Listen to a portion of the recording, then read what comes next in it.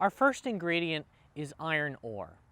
There are many kinds of iron ores, but they are all rocks that contain the element iron mixed with other elements. Now, elements, like iron, can be mixed to form minerals. I'm standing on a pile of rocks. These are piles of minerals. Some of the elements that you might find in these minerals are elements like oxygen.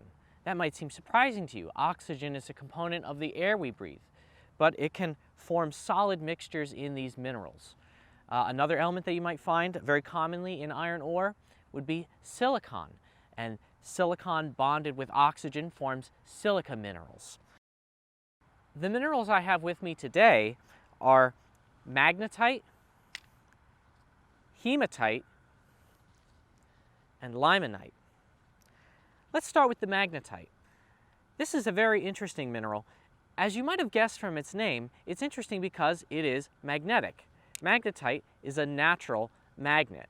Now, we don't have very much magnetite in this area, but in some parts of the world, it's a relatively common mineral, and it has been used for thousands of years to make the compass needles that helped sailors find their way, and it's also just a lot of fun. Hematite is the most common type of iron ore in the world. Hematite is an iron ore where there's quite a bit of oxygen bonded to that iron. Now, when oxygen bonds to iron, we get these reddish minerals. This is red.